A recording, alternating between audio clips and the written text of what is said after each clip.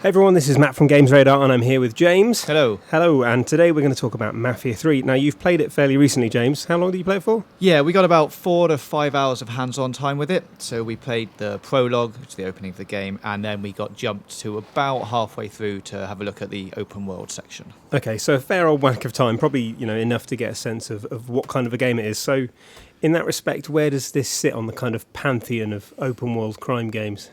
Well, it is a true open world this time. The previous Mafia was set in an open world-ish, but it was very, it was quite linear. It drove you along a path. This is just the world. It's set in New Bordeaux. It's 1968. And you can basically, once you get into the open world bit, do whatever you want.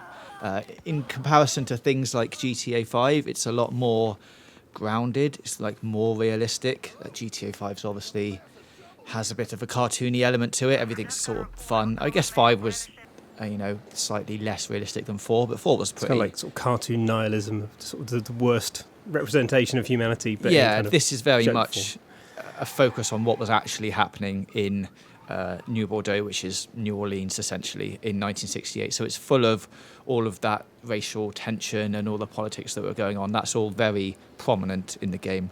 So it's slightly different to the other ones. But it definitely feels different. So in terms of how that, obviously it is a game and it's there to be played and sort of not experienced passively, how does that affect your enjoyment of the game if it's a little bit more realistic? How does it... I mean, obviously primarily things like kind of shooting and driving and stuff like that, but is it still fun and how is it still fun? It's definitely still fun. There are more restrictions on you than you'd probably be used to. Like there are certain shops and things that you just aren't allowed in the game. Like you can go in them, but if you go in them you'll be trespassing because you're playing this black character, and at the time they weren't allowed in certain shops. So that is very much a feature in the game. There are some bits, there's some districts, there are about 10 districts in the game. Some of them are more accepting than others, especially the ones where you start the game, which is where you grew up and things.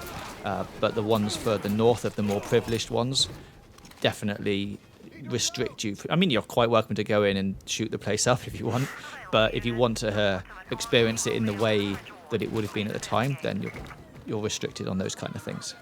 So, related to that, what's the actual story like? Sort of, can you give us some sense of like the progression you experienced during those 5 hours? So it's told via a flashback, sort of documentary style thing. Like every now and then you'll get these cutscenes which are in a courtroom telling you about what was happening at the time, and you basically play out those sections or play out the next section in that story. So it starts off with you coming back from the Vietnam War. Then some bad things happen. It actually starts, the prologue is a bank heist, which for anyone who's played GTA 5 will be quite familiar with. It's not quite in the same style, but it's definitely a high impact way of starting the game. And then you flash forwards to what happens after that, and then you're set out in the open world. Story-wise, you're basically trying to get back New Orleans. One of the new crime families has taken it over, and it's your job to go and take down each individual district and take them back as your own. You're basically starting your own crime family. So the main character, how does he kind of...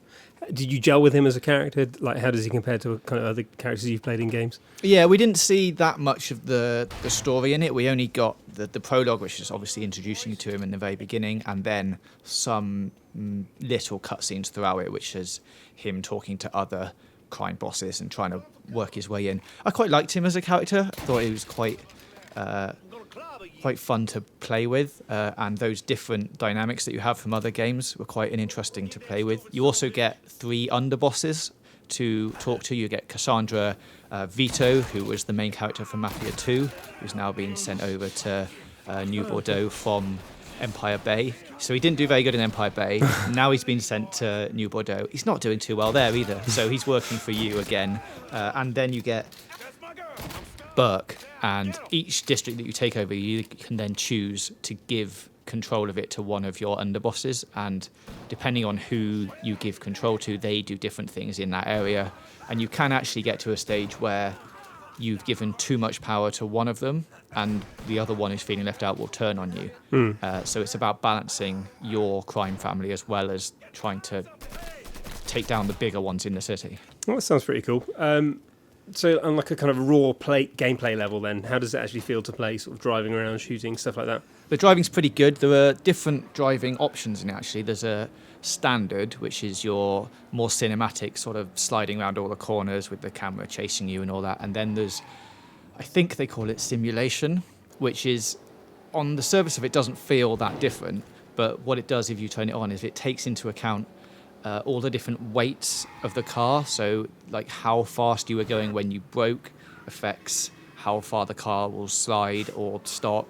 It takes into account like the inertia of the weight of the actual body of the car, how much fuel is in it. You don't refuel your cars in the game, but it's got that mechanic that it can sense that thing, how worn your tyres are. There's a whole massive bunch of driving mechanics in there that you can turn on if you want. You don't see them physically in the game, but they are there and they do affect the driving, especially in the wet. Like, it makes it a lot more difficult to handle. But the developers said if you want to play it like the pro way, then that's the way to do it. Okay, that's interesting, because historically I think with a lot of open world games that aren't GTA, the driving has been like the main criticism. So it feels like they've gone all out to make it perfect this time. And there's some really fun things you can do in the car. They can be upgraded. You can add like machine guns to the underside of it and things just for like doing real cars. drive-bys, just like real cars. And you can also aim while you're in the car, like you can in other open world games, but it allows you to shoot out tyres from cars in front of you. You can specifically target certain tyres, so as they're going around a corner, you can take out the back tyre and they'll spin around. That's a really cool little thing. That's cool. Just quickly, is it hampered at all by the fact that it's set in the past? Because obviously we've seen kind of in more recent open world games and in sort of from GTA, like almost San Andreas onwards, you got helicopters and jetpacks and phones and all this high tech stuff that kind of makes the gameplay experience a little bit easier going. How does it feel being set in the past? Yeah, so there aren't. I didn't see any planes or helicopters in it. Obviously, they were around at that time, but I haven't seen any in the game. I guess it being like 1968 gives it the sense that it's not quite as old school as the previous Mafia games. So you do get like automatic rifles and grenades and Molotov. You get all the stuff that you'd probably be used to, like the shotguns in there. They just look slightly older. They definitely don't like fire any less quickly. They work as you'd expect them to. So I don't think it's hampered that way. Like, the map is massive. We've got other videos on the channel. You can see us driving from the top to the bottom of the map, which takes a good 4 or 5 minutes just in a straight line. But I think all the different districts are so well realised and they're so different from each other that it's just nice to be spending time in those different areas. Awesome. Anything else to mention? In terms of the things that you do when you're doing the missions, there's different. You're basically taking down rackets in the area, so you can go and take out brothels or take out drug rings or take out enforcers. There's loads of different options for you to do. It's up to you to choose which ones you want to do. You're basically given a target of a certain amount of money that you have to cause that much damage to the racket. Like, it's about $10,000, and then each like brothel you take down, you go and like kill the leader of it, and it takes down like $5,000 worth of profit from that crime boss. So those, but you can basically choose to do them in whatever order you want, or just focus on one thing. That's really cool. The music's got about 101 songs in the game. Everything from like House of the Rising Sun, Painted Black, Elvis, the Ramones, all of that. There's like radio stations in the cars. We haven't got any music in this footage because we had to turn it off for licensing issues. We should say all of this footage is on from the PC build as well. And finally, there's loads of collectibles to do. So if you get bored of doing the missions, there's loads of magazines to collect, like Hot Rod magazines. There's album covers, there's posters, and the Playboy magazines that you had in Mafia 2 return. And this time, it's not just the centerfold, so you can actually read the articles as well. Perfect. What more could you want? Sounds awesome. Thank you very much for that, James. And don't forget to like and subscribe if you enjoyed this video, and keep it Games Radar for more news, reviews, features, and previews. You're gonna tell me all about the Plowhouse. The boss has some VIP customers coming in. Sick fuckers who like to hurt the girls. Attention all units, there's been a homicide. I can tell you where they're gonna be. Suspect is described as a Negro male. Response requested. You know too fucking much.